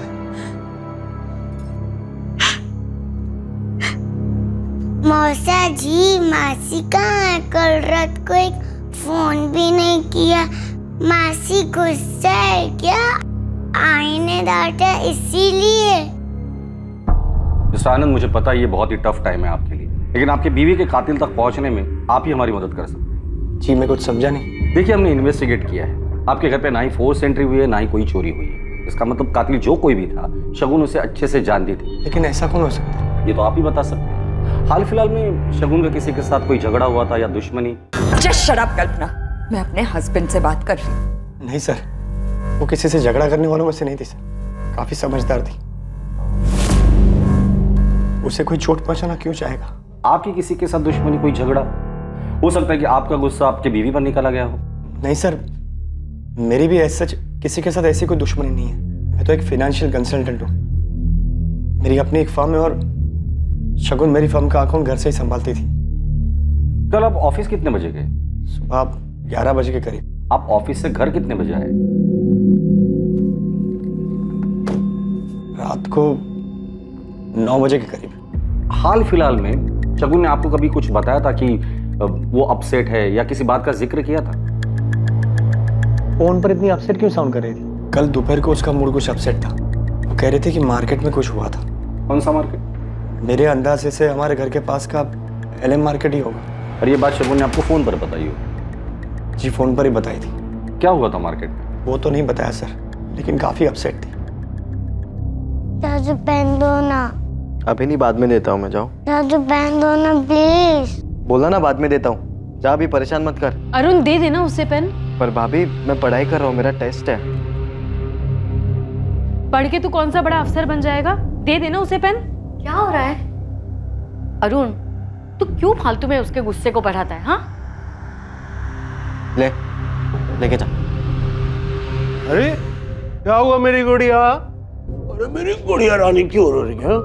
आप नहा लीजिए, मैं नाश्ता लगाती हूँ। दुकान पर जाने पे देर हो रही होगी ना? वो आज मैं दुकान नहीं जाऊंगा। सुन अरुण, तू चला जा। लेकिन दादा आज मेरा टेस्ट है, मैं कैसे जा पाऊंगा? जितना बोला उतना सुन। हाँ साहब, जरूरत आई तो थी अपनी बेटी के साथ, बुला लिया और जब तक मैं पैसे देता उतने में ही उनकी बेटी कहीं गुम हो गई। बेटी के साथ? जी साहब। फिर मिली इसकी बेटी? पता नहीं साहब, मैंने देखा नहीं।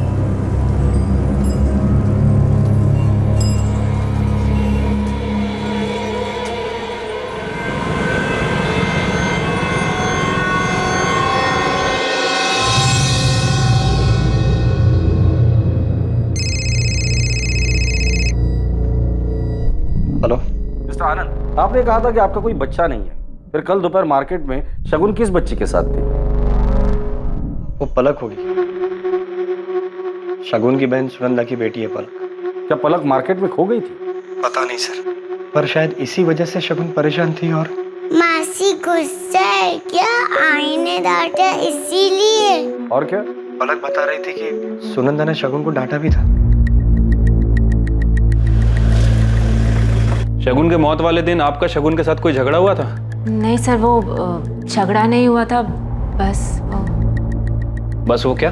देखिए, हमें पता चला है कि शगुन मार्केट गई थी पलक के साथ में, और शायद पलक कहीं खो गई थी। हाँ सर, पलक खो गई थी। शगुन दीदी ने मुझे फोन करके बताया था। शगुन पलक से बहुत क्लोज थी, जब से पलक पैदा हुई तब से। हमारी शादी को 10 साल हो चुके थे, लेकिन हमारा अपना बच्चा नहीं था। और सुनंदा और वरुण को इस बात से कोई प्रॉब्लम नहीं? सर एक्चुअली पिछले साल सुनंदा प्रेग्नेंट थी, तब पूरा टाइम पलक हमारे घर पर ही रहती थी। और उनके बेटा होने के बाद शगुन ने सुनंदा से कहा था कि वो पलक को गोद लेना चाहती लीगली। सर मैं और वरुण पलक को गोद देने के लिए बिल्कुल तैयार थे, क्योंकि मैं जानती थी कि शगुन दीदी पलक को बहुत प्यार से रखेगी। लेकिन क्या? फिर अचानक 5 महीने बाद हमारे बेटे की तबीयत बहुत खराब हो गई और उसके बाद अचानक। बेटे के मौत के बाद सुनंदा नहीं चाहती थी कि शगुन पलक को गोद ले? नहीं सर, वो तो फिर भी तैयार थे। हमें डर था कि वो लोग मना कर देंगे। सर कैसे मना कर देते? शगुन दीदी ने हमारी बहुत मदद की थी। जब वरुण का काम नहीं चल रहा था तब दीदी ने ही हमें पैसे दिए थे। यहाँ तक कि जब वरुण का बिजनेस नहीं चल रहा था तब शगुन दीदी ने आनंद जीजू को बोलकर वरुण को उनके ऑफिस में नौकरी भी दिलवाई थी। शगुन पलक के लिए कुछ भी कर सकती थी, पलक में उसकी जान बसती थी। पर शगुन पलक को गोद ले रही थी, इस बात से आपको कोई प्रॉब्लम नहीं? नहीं सर, बिल्कुल नहीं। मैं तो खुश था कि हमारी फैमिली पूरी होने वाली थी। पलक बेटा, जिस दिन आप मौसी के साथ गोला खाने गए थे उस दिन आप खो गए थे ना, तो फिर आपको बिल्डिंग के बाहर किसने छोड़ा? पता नहीं। ठीक है, कोई बात नहीं। कोई आपकी बच्ची को ऐसे ही मार्केट से उठाकर ले आया और आप लोगों ने कंप्लेंट तक नहीं की? एक्चुअली उस इंसिडेंट के बाद पलक बहुत घबरा गई थी। और फिर उसी शाम इनकी शगुन दीदी की डेथ हो गई। क्या कोई ऐसा है जिसे पलक से कोई प्रॉब्लम है, या फिर इस बात से कि शगुन पलक को गोद ले रही थी? मनोहर चाचा थोड़े पुराने ख्यालात के। उनका कहना था कि पलक हमारा खून नहीं। तुम लोग ऐसे ही किसी को भी गोद कैसे ले सकते हो? चाचा जी, पलक कोई ऐसी वैसी बच्ची नहीं है, मेरी बहन की बेटी है। जो वो भी हो, पर वो इस परिवार का, आनंद का अंश नहीं है। क्या फर्क पड़ता है चाचा जी, उसकी परवरिश तो हम दोनों मिलकर ही करेंगे ना। देखो बहू, तुम्हें लगेगा बुरा, लेकिन सच्ची बात तो यह है कि तुम खुद आनंद को बच्चा नहीं दे पाई हो। चाचा जी, आप कैसी बातें कर रहे हैं? पलक को गोद लेने का फैसला हम दोनों का है, और प्लीज आप शगुन के खिलाफ कुछ भी मत बोलिए। मैं सुन नहीं पाऊंगा और आपको बुरा लग जाएगा। हाँ, सच्चाई तो यह है कि तुझे अपनी बीवी के अलावा आजकल कुछ दिखाई नहीं देता है। तू इसके प्यार में अंधा हो गया है। हाँ, हो गया हूं अंधा। अगर शगुन पलक को गोद लेना चाहती है तो हम जरूर पलक को गोद लेंगे, और ये हमारी लाइफ है। मेहरबानी करके आप उसमें दखल अंदाजी ना करें तो अच्छा होगा। उस दिन झगड़ा हुआ था सर, लेकिन उसके बाद उन्होंने इस बात पर कभी कुछ नहीं कहा। मनोहर और उसके बेटे दर्पण कुलकर्णी से बात हो गई है, दोनों को थाने बुलाया सर। ओ मेरा गुड़िया रानी, आजा आजा मेरा। ज्यादा चालाकी नहीं, जैसा बोला है 5 लाख नकद चाहिए, नहीं तो तेरा कांड सबके सामने आ जाएगा। आप नहीं चाहते थे कि शगुन पलक को गोद ले? हाँ, मैं नहीं चाहता था कि हमारे परिवार में कहीं बाहर का खून आए। आपके खानदान में किसी और का खून मिल रहा था, इससे आपको प्रॉब्लम थी? या आनंद और शगुन की सारी प्रॉपर्टी उस बच्चे के नाम हो जाती, इससे प्रॉब्लम थी? कैसी बात कर रहे हैं आप? सच बोल रहा हूं मैं। अगर आनंद और शगुन उस बच्ची को गोद नहीं लेते तो उनकी सारी प्रॉपर्टी आपके बेटे दर्पण को मिल जाती। सर, हमारा खुद का बिजनेस है, हम क्यों आनंद दादा के पैसों पर नजर डालेंगे? वैसे कितने भी हो दर्पण, इंसान को कमी लगते हैं। इंस्पेक्टर साहब, ऐसे और जायदाद का मोह नहीं है मुझे, लेकिन पराया खून पराया ही होता है। और शगुन ऐसा करने वाली थी, इसलिए आपने उसे रास्ते से हटा दिया। कैसी बात कर रहे हैं आप? शगुन आनंद की बीवी थी, हमारे परिवार का हिस्सा थी, और लोग तो अपने परिवार के लिए जान तक दे देते। सर, ये आनंद के बिजनेस और प्रॉपर्टी की डिटेल्स हैं। सर, बिजनेस में तो शगुन और आनंद ये दोनों ही 50-50% की पार्टनरशिप पर है, लेकिन बाकी की प्रॉपर्टीज, बैंक बैलेंस और एफडी ये सिर्फ शगुन के नाम पर है। जहां पैसा होता है ना, वहां दुश्मन जरूर होते हैं।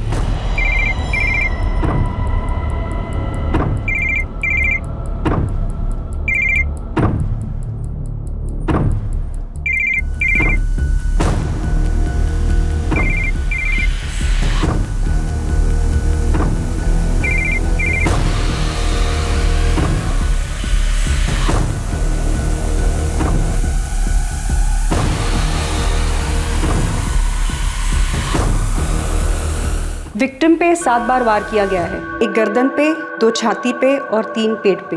वार पूरी ताकत के साथ किया गया है। जो भी था बहुत गुस्से में था। वार किसी धारदार चीज से किया गया है, जैसे kitchen knife. Time of murder? मौत दोपहर 3 और 5 के बीच में हुई है। और हाँ, मर्डर के जस्ट पहले विक्टिम ने किसी के साथ सेक्स किया। व्हाट? सीमन के कोई ट्रेसेस? नहीं। रेप के साइन या स्ट्रगलिंग मार्क्स? नहीं, सेक्स विक्टिम की मर्जी से किया गया था। बॉडी पे स्ट्रगल का कोई भी मार्क नहीं है। आनंद का कहना है वो सुबह 11 बजे ऑफिस के लिए निकला और रात 9 बजे घर पहुंचा। अगर ये बात सच है तो फिर वो कौन था जो मौत के वक्त शगुन के साथ था? सर, हो सकता है कि शगुन का किसी के साथ अफेयर चल रहा हो। शगुन के मोबाइल का कुछ पता चला? अभी तक तो नहीं सर, हमने ट्रैकिंग पे डाला है। जैसे ही मोबाइल फोन ऑन होता है हमें पता चल जाएगा। मैंने कभी सोचा नहीं था ऐसा कुछ हो जाएगा। समझ में नहीं आता क्या करूं। आनंद, संभालो खुद को, ऐसे काम नहीं चलेगा।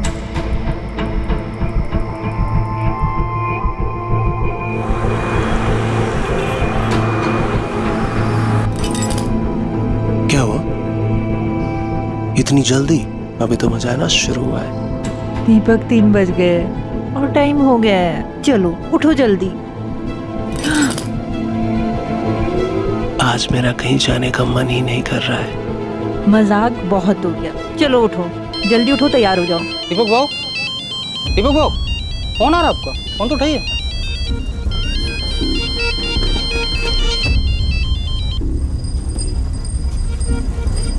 हेलो, अभी काय को फोन किया? तेरी याद आ गई, पैसे चाहिए। दिया ना 2 लाख। बात 5 लाख रुपए की हुई थी। अभी मेरे पास पैसा नहीं है, मेरे को कुछ टाइम। ये सब मेरी प्रॉब्लम नहीं है, कल तक पैसे चाहिए। कैसे भी, नहीं तो ये पूरी इंफॉर्मेशन लेकर मैं सीधा। मैं समझ गया, मैं करता हूँ, मैं करता हूँ। सर, शगुन और आनंद के कॉल रिकॉर्ड और लोकेशन रिकॉर्ड आ गए हैं। सर, शगुन के पिछले 1 महीने के कॉल रिकॉर्ड में ऐसा कुछ भी नहीं मिला है जिससे हमें पता चले कि उसका किसी के साथ अफेयर चल रहा था। लेकिन सर, ये आनंद हमें तब से घुमा रहा है। मतलब ये आनंद झूठ बोल रहा है? हाँ सर, आनंद के फ़ोन लोकेशन के हिसाब से जिस दिन मर्डर हुआ दोपहर में आनंद की लोकेशन उसके घर के एरिया के आसपास थी। उसके बाद वो अपने घर से निकलकर लक्ष्मी नगर एरिया की तरफ गया। और सर, सबसे अजीब बात, उसी समय शगुन भी अपने घर से निकलकर लक्ष्मी नगर एरिया की तरफ गई थी। वहां जाने से पहले आनंद के सेल पर लास्ट कॉल किसका है? सर, किसी कल्पना आप्टे का। कल्पना मेरी पुरानी दोस्त। और इसलिए तुमने शगुन का मर्डर कर दिया? क्या सर, मैंने शगुन का खून नहीं किया। मैं ऐसा क्यों करूंगा? रीजन तो बहुत सारे हैं। तुम्हारे और शगुन की शादी को 10 साल हो गए थे, फिर भी शगुन तुम्हें बच्चा नहीं दे पा रही थी। तुम्हें कल्पना से शादी करनी थी, बच्चा चाहिए था, और शगुन रास्ते का कांटा थी। बच्चा तो नई बीवी आती तो भी नहीं हो पाता। सर, खोट शगुन में नहीं थी, मुझ में है। मैं शगुन को मां नहीं बना सकता था। शगुन का मर्डर तुमने सिर्फ इसलिए किया क्योंकि तुम्हारा और कल्पना का अफेयर था? नहीं सर, मेरा किसी के साथ कोई अफेयर नहीं है। तो शगुन को ऐसा क्यों लग रहा था? क्या ये सच नहीं है? शगुन के मर्डर के जस्ट पहले उसने तुम्हें और कल्पना को रंगे हाथ पकड़ लिया। हाँ सर, 2-3 दिन पहले ये यहाँ आई थी, बहुत हंगामा हुआ था। तुम्हें क्या लगा था आनंद? हाँ, मेरी पीठ पीछे तुम इससे मिलते रहोगे और मुझे पता नहीं चलेगा? शगुन, मेरी बात। प्लीज प्लीज आनंद, मैं अब तक सोच रही थी कि तुम सिर्फ मुझसे प्यार करते हो। मैं अपनी ही दुनिया में जी रही थी, ये भूल गई थी कि पहला प्यार तो पहला प्यार ही होता है। शगुन प्लीज, ऐसा कुछ नहीं है जैसा तुम समझ रही हो। तुम दोपहर को घर आए थे, शगुन से मिले थे, इनफैक्ट तुम दोनों के बीच सेक्स भी हुआ था। क्या बोल रहे हैं आप? मैंने ऐसा कुछ भी नहीं। झूठ बोलने से कुछ नहीं होगा। शगुन की पोस्टमार्टम रिपोर्ट में साफ लिखा है कि मौत से पहले वो फिजिकली एक्टिव थी। वो मुझे धोखा नहीं दे सकती। शगुन के साथ कोई जबरदस्ती नहीं हुआ है। शगुन की बॉडी पर स्ट्रगल के कोई भी निशान नहीं। शगुन के साथ कोई जबरदस्ती नहीं हुआ है। शगुन की बॉडी पर स्ट्रगल के कोई भी निशान नहीं। क्या ऐसा तो नहीं कि शगुन का किसी के साथ अफेयर था इसलिए तुमने उसे मार डाला? नहीं, शगुन का किसी के साथ अफेयर हो ही नहीं सकता। पर तुम्हारा अफेयर था। उस दिन घर से निकलकर तुम कल्पना से मिलने लक्ष्मी नगर आए थे। कल्पना तुम्हारी कोई पुरानी दोस्त नहीं, शायद तुम्हारा पुराना प्यार था, इसलिए तुमने और कल्पना ने मिलकर शगुन को रास्ते से हटा दिया। सर, कल्पना, हमारे पास सारे सबूत हैं। कल्पना के पड़ोसियों ने स्टेटमेंट भी दिया है। बेहतर यही होगा कि तुम सच बता दो। हाँ सर, मैं और कल्पना कॉलेज टाइम पर साथ में थे, एक दूसरे से प्यार भी करते थे। लेकिन सर, वो 15 साल पुरानी बात है। कॉलेज के बाद हम दोनों अलग हो गए थे और हम दोनों सिर्फ अच्छे दोस्त थे। तो तुम अपनी बीवी की नापसंदी के बावजूद भी कल्पना से मिलने जाते थे, उसे झूठ बोल के। सर, एक्चुअली में बात यह है कि रिसेंटली मेरा डिवोर्स हुआ है और मुझे मेरे फाइनेंशियल एसेट्स को लेकर एडवाइस चाहिए थी। इसी सिलसिले में आनंद मेरे घर आए थे, शगुन को बिना बताए, और अचानक शगुन भी मेरे घर आ गई। तो शगुन चले जाने के बाद तुम डर गए। तुम्हें लगा शायद वो तुम्हें डिवोर्स दे देगी और तुम्हारे हाथ से सारी प्रॉपर्टी चली जाएगी, क्योंकि सारी प्रॉपर्टी शगुन के नाम पर। इसलिए प्रॉपर्टी के लिए तुम दोनों ने मिलकर शगुन को मार डाला। नहीं सर, ये कल्पना के घर से निकलने के बाद तुम सीधे ऑफिस गए, पर इस बार चालाकी से अपना फोन ऑफिस में ही छोड़ा। फिर घर आए, शगुन को मनाया, उसके साथ फिजिकल रिलेशन बनाए और फिर उसे मार डाला। नहीं सर, ऐसा कुछ भी नहीं हुआ। ऑफिस पहुंचने के बाद मैं ऑफिस में ही था, सीधा रात को घर के लिए निकला था। सर, आप चाहे तो मेरी कंसल्टेंसी फर्म में पूछ सकते हैं, वो लोग बताएंगे कि मैं ऑफिस पर ही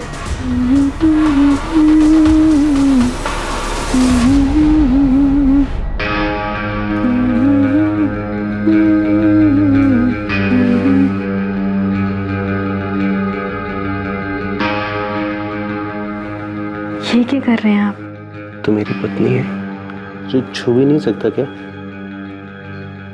इतना कैसे बदल गए आप अचानक? इसे ना माँ के पास छोड़ गया। मैं तेरे को बताता हूँ कितना बदल गया।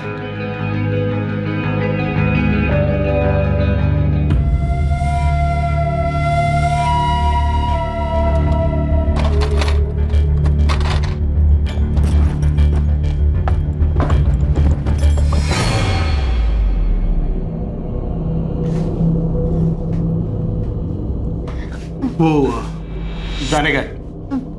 कहाँ? वो दुकान जाने का है। पर अभी पता है, पर ये काम भी जरूरी है ना। सर एक नई लीड हाथ लगी है। 12 तारीख को पलक जिस मार्केट से गायब हुई थी, एटीएम के बाहर का सीसीटीवी फुटेज मिला है, ठीक उसी वक्त का। सर ये एटीएम मार्केट से थोड़ी दूर है, ज्यादा चहल पहल नहीं रहती यहाँ पर।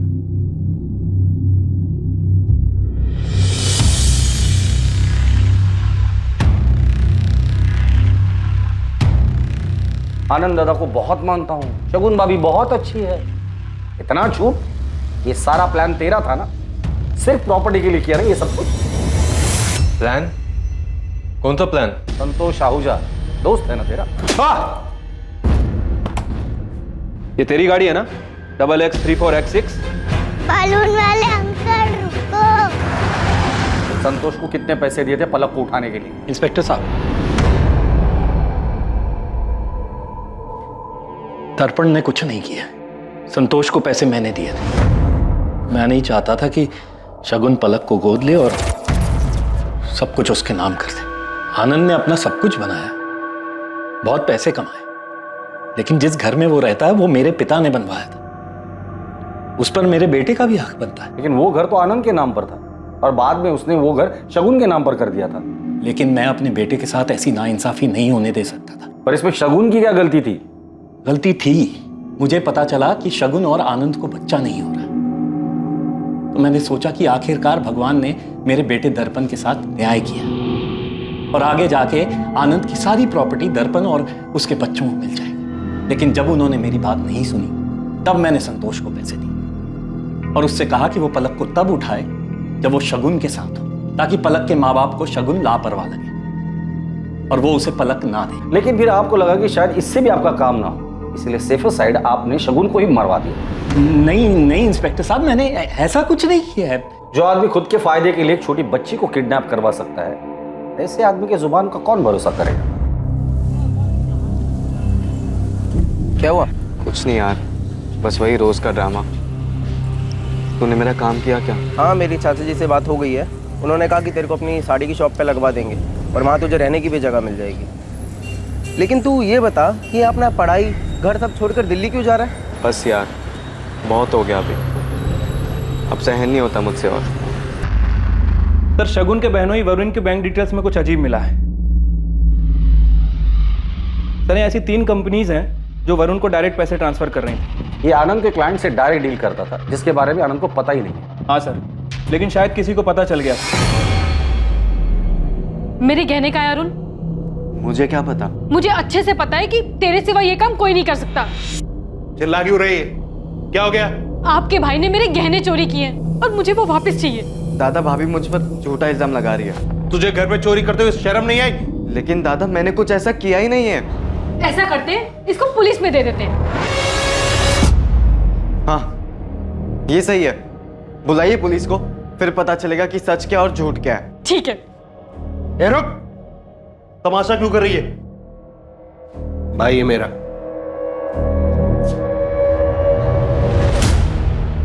तुम्हारी बीवी ने हमें बताया कि शगुन ने तुम लोगों की काफी हेल्प की थी, तुम्हें बिजनेस के लिए पैसे भी दिए थे।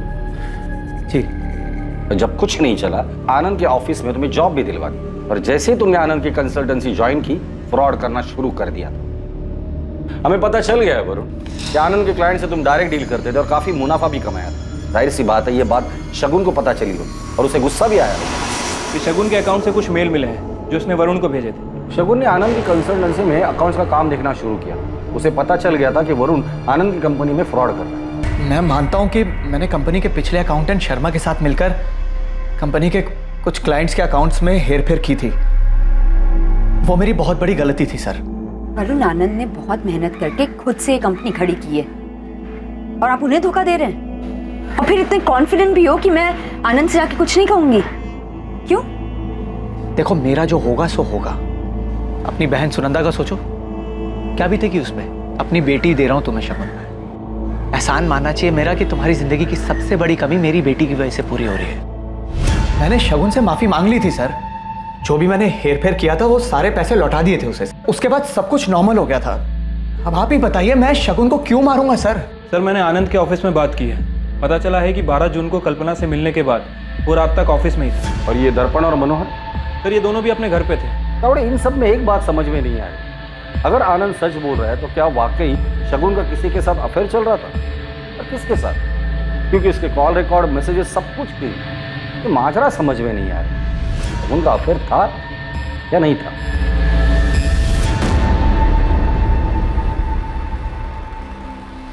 शगुन के पोस्टमार्टम रिपोर्ट में साफ लिखा है कि मौत से पहले वो फिजिकली एक्टिव थी। क्या शगुन आनंद के साथ ही थी और आनंद ने ही शगुन के साथ शारीरिक संबंध बनाने के बाद उसे मार डाला? या फिर शगुन की मौत के पीछे मनोहर का हाथ था, क्योंकि मनोहर चाहता था कि शगुन पलक को गोद ना ले और शगुन और आनंद की सारी प्रॉपर्टी उसके बेटे दर्पण के हाथ आ जाए? या फिर इस सब के पीछे वरुण था, जिसके धोखे के बारे में शगुन को पता चल गया था?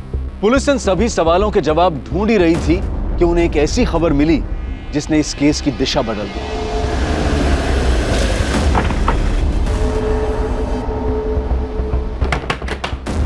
अखिलेश मिश्रा जी। किधर जा?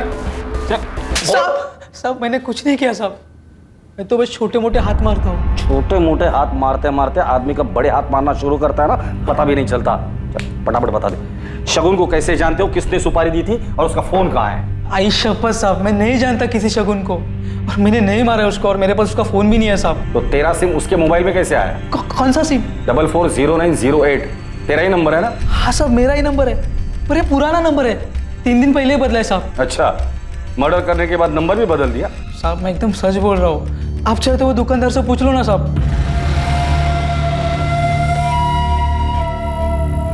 बीबी के जेवर बेच के लाया, पूरे 3 लाख है। 2 लाख पहले का, 3 ही 5 हिसाब बरोबर। इस अखिलेश ने यहीं से सिम खरीदा था? हाँ साहब, ये तो हर 3 महीने में सिम बदलता है। इसका पुराना सिम कहाँ पर है? इसने हमसे कहा था कि इसने यहीं फेंका। अक्सर यहाँ लोग पुराने सिम फेंक जाते हैं, फिर हम लोग उन्हें सेकंड हैंड मोबाइल में डाल के वो मोबाइल चेक करते हैं। अखिलेश का सिम आज सुबह ही एक्टिव हुआ है, किसी महंगे स्मार्टफोन में डाला था उसने। आज सुबह कुछ 4 फोन हमने रिपेयर में डाले। दिखाओ।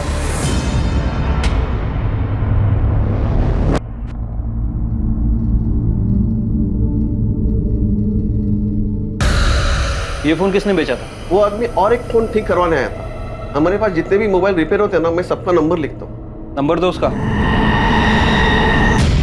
बोलो। बाबू पैसों की बहुत जरूरत थी। ऐसे अचानक क्या पता गई? वो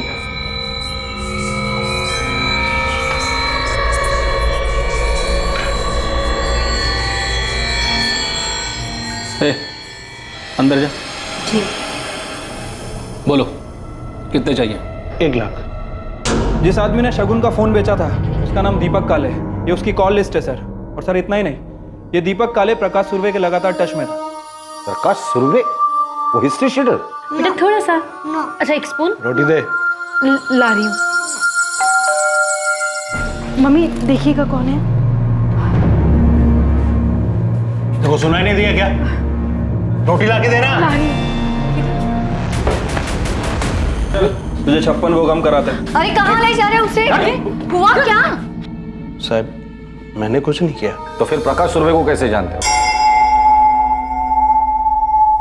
वो प्रकाश मेरे को ब्लैकमेल कर रहा था। किस लिए? गणपत भाव मेरे बिजनेस पार्टनर हैं और उनकी पत्नी मीना के साथ मेरा आज मेरा कहीं जाने का मन ही नहीं कर रहा है। मजाक बहुत अच्छा, चलो उठो अभी, लेट हो रहा है। साहब वो प्रकाश गणपत भाव का दूर का रिश्तेदार है, मुझे सब पता। फिर वो मेरे को ब्लैकमेल करने लगा, बोला अगर पैसा नहीं दिया तो वो फोटो लेके वो गणपत भाव को दे देगा। गणपत भाव बहुत खतरनाक आदमी, वो मेरे को मार डालता। शगुन को क्यों मारा वो बता। शगुन नहीं साहब, शगुन जी मेरी दूर के रिश्तेदार है। मैं एक दूसरे को जानते हैं, लेकिन कभी ऐसा कोई बात नहीं होती। तो फिर शगुन का फोन तेरे पास कैसे आया? उनका फोन मेरे पास नहीं साहब। 478967 ये तुम्हारा ही नंबर है ना? हाँ सर। तुम्हारा फोन खराब हो गया, रिपेयरिंग के लिए दिया था ना? हाँ लेकिन और वही तूने शगुन का मोबाइल बेचा था? नहीं साहब, मैंने कोई फोन नहीं बेचा, मैं तो मार्केट गया भी नहीं। अरुण काले, चल तेरे भाई ने बुलाया। अरुण काले, शगुन के कॉल रिकॉर्ड में तुम्हारा नंबर एक बार भी नहीं दिखाई दिया। तुम्हारे भाई का कहना है कि तुम दोनों परिवार दूर के रिश्तेदार हो, लेकिन ज्यादा बातचीत नहीं। फिर तुमने शगुन को क्यों मारा? कोई ऐसी चीज़ है जिसकी आपने बचपन से ही चाह की हो और हर बार आपकी उम्मीद टूटी हो, जो कुछ भी बच गया वो सिर्फ और सिर्फ मलाल हो, फिर अचानक आपको वो चीज़ एक दिन मिल जाती है, मन में से मलाल हटकर प्यार भर जाता है और फिर अचानक से पता चलता है कि सब कुछ एक धोखा था, सिर्फ इस्तेमाल किया जा रहा था मेरा। और मुझे धोखा शगुन ने दिया था। अरे आप यहाँ? अरुण। शगुन मेरी दूर की रिश्तेदार थी। हमारी मुलाकात अचानक हुई कुछ 9-10 महीने पहले, और फिर हमारे मिलने का सिलसिला कभी थमा ही नहीं। हमारी बातें कब मिनटों से घंटों और घंटों से दिनों में बदल गई, कुछ पता ही नहीं चला। और मैं तो चुप ही नहीं होना चाहता था। शायद जिंदगी में पहली बार कोई मुझे सुन रहा था, समझ रहा था। हम हर तरह से करीब हैं, मन से, जिस्म से। मैं शगुन से प्यार करने लगा। असल में प्यार शब्द ही छोटा लगने लगा। और फिर तुमने अपने प्यार की ही हत्या कर दी। हत्या मैंने नहीं, शगुन ने की थी। 1 महीने पहले अचानक उसने मुझसे कहा कि अब वो मुझसे कोई भी रिश्ता नहीं रखना चाहती, मुझसे मिलना भी नहीं चाहती थी वो। मैंने उसे समझाने की बहुत कोशिश की, पर उस दिन मुझसे रहा नहीं गया। हमारे बीच में कुछ नहीं है अरुण, तुम जाओ यहाँ से, जाओ।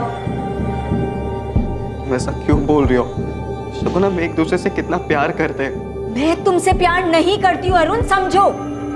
और तुम भी मुझे भूल जाओ हमेशा के लिए। भूल जाऊं? ठीक है, मैं तुम्हें भूल जाऊंगा, लेकिन तुम्हें बाय बोलने से पहले एक आखिरी बार, एक बार प्लीज।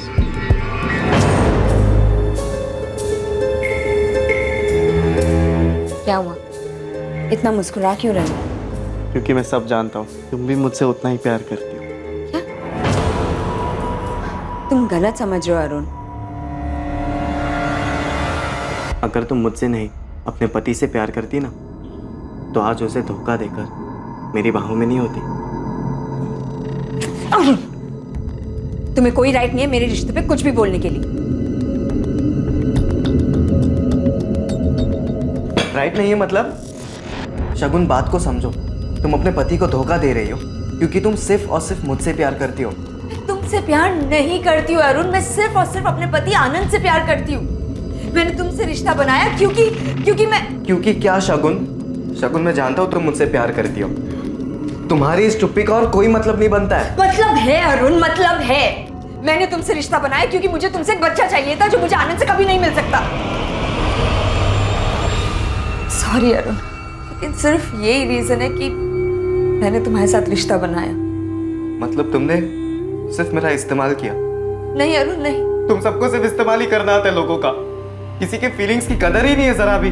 और मैं तुमसे प्यार कर बैठा, मुझे लगा कि तुम मुझे धोखा नहीं दोगी, तुम अलग हो सबसे। लेकिन नहीं, तुमने भी मुझे धोखा ही दिया। मैंने उन्हें धोखा दिया ये सोच के ना मैं खुद से भी नजर नहीं मिला पाती। आनंद मुझसे बहुत प्यार करता है वरुण, बहुत ज्यादा। I'm sorry।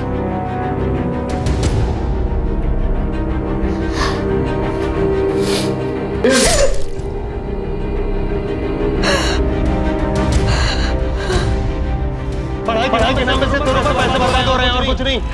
कौन सा काम का है? हमारे बीच में कुछ नहीं है अरुण। यहाँ साहब के जैसा बैठा रहेगा। तेरे से दुकान में कोई काम तो होता नहीं है।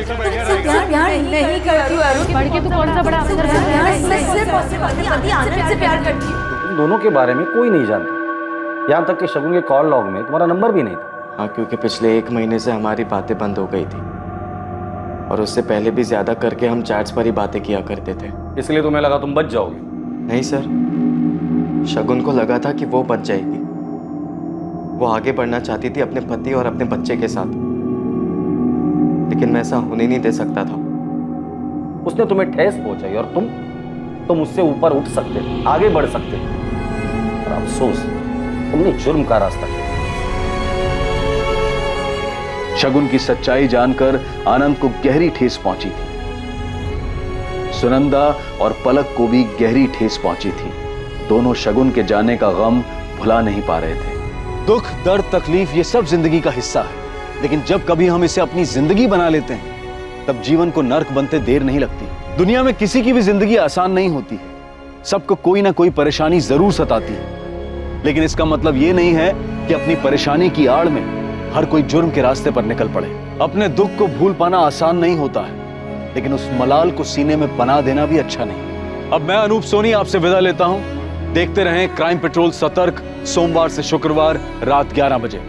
और याद रखें, क्राइम और आपके बीच में सिर्फ इतना फर्क है कि आप कितने सतर्क हैं। सतर्क रहें, सुरक्षित रहें।